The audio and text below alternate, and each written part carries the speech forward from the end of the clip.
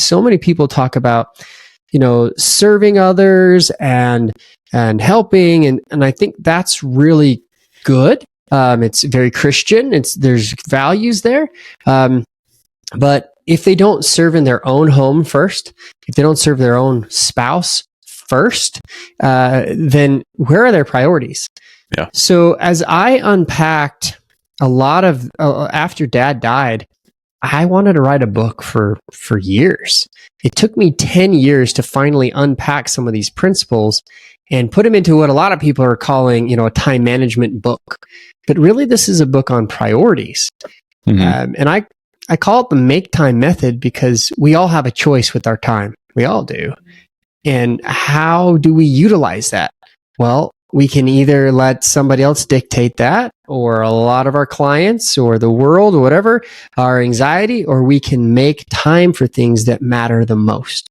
And I start with a chapter, an introductory chapter about my dad. It's all about his legacy and his, input in my life that has set me on a trajectory to try and become balanced. Now, I totally blew this up, Adam, and my heart was in the right place, but I didn't have the skills because my 1990s, upbringing, my teenage years, go 1990s. The music was horrible, but everything else was cool. I enjoyed it. I had a great time. I had a great childhood. But man, the Franklin planner, the days of looking up how to drive someplace in the back of a map, spiral bound on the seat, like I was the navigator for my dad half the time when we were driving around doing jobs. Now everything's digital.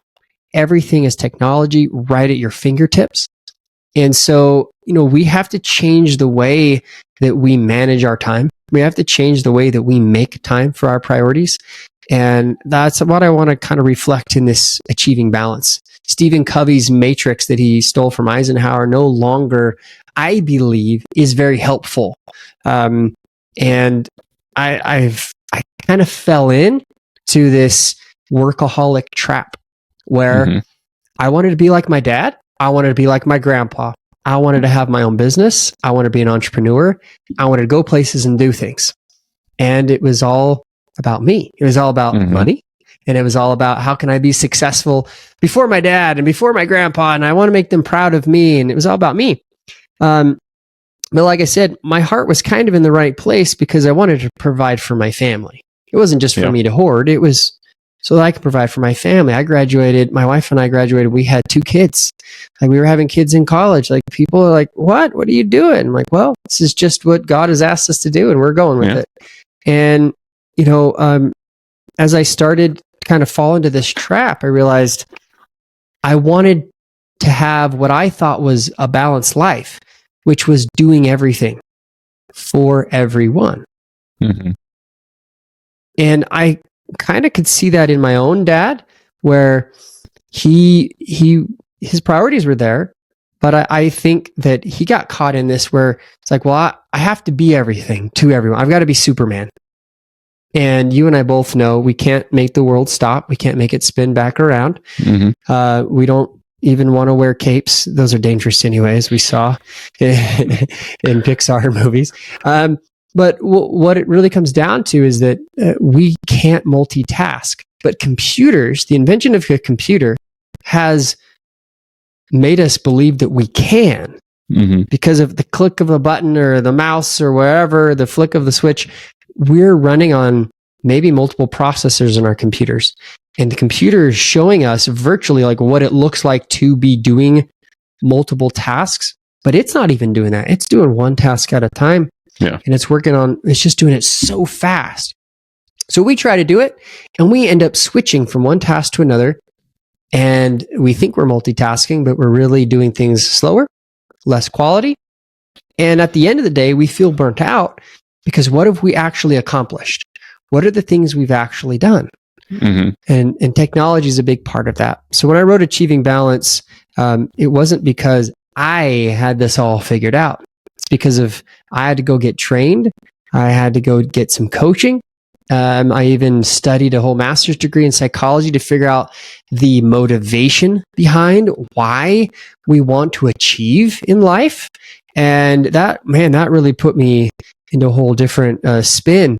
But what I would have been able to discover is this idea that if we can make time for our most important things in life, and career is not our number one. Mm-hmm. If it is, I've never met a married man with children who career is a number one priority in their life. Never. Yeah.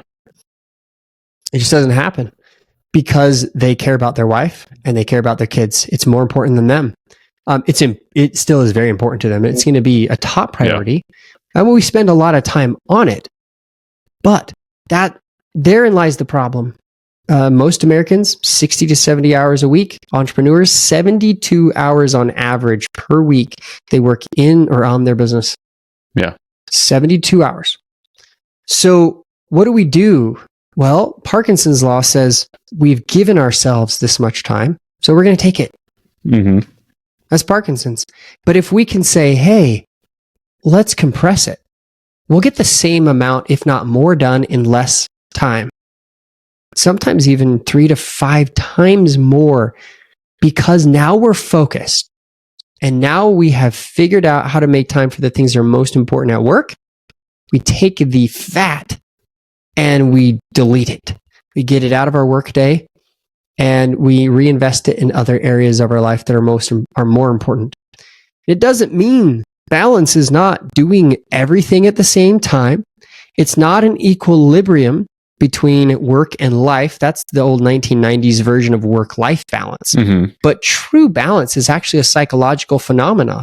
True balance is when we are in line with our core values and we feel a balance in our mental, emotional, spiritual state.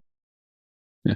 And I would say that means that you actually have to know what your core values are to be in line with them, right? And taking the time to actually, assess what those are, build those, not only by yourself, but with your spouse and potentially your kids if they're old enough, because it needs to be in line with the family core values, not just, what you want to do. And I harp on that a lot on this podcast, is talking about a lot of businesses have core values for their business, and okay, well, this is our core values, and then we're going to make decisions. We're going to hire and fire based off of these, and then, okay, what are your family core values? Like, do you make decisions in your family based off that? What do you mean, my family core values? Yeah. I mean, we do it in our business. Why don't we do it at home? Exactly. It makes a huge difference. So these almost epiphany moments that you're talking about here, right? And seeing what your dad and your grandpa did, and knowing that you wanted to do something similar, but figuring out a way to do it differently. Did they come before your father passed or after your father passed? Kind of how did your brain start to work through these scenarios? I think I started to work on it before because I was super frustrated because the business would go in fits and starts, and it would just there was no consistency.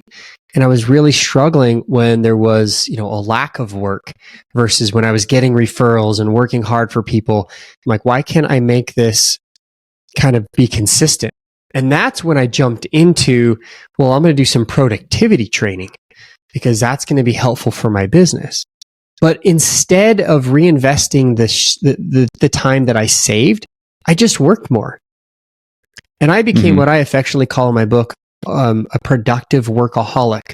A productive workaholic is not the do-it-all. A do-it-all was what I used to be. I went around trying to help everybody appear like everything's fine and getting it all done for everyone. My wife, my kids, my clients, etc. When in reality, I'm really kind of multitasking on everyone. A productive workaholic is kind of a step up where they're like, all right, I'm going to be more productive. I'm going to manage my time better at work. But instead of realizing that, okay, I should take some extra time and now maybe go play golf for myself, or maybe go mountain bike because I enjoy doing that, I didn't make the time.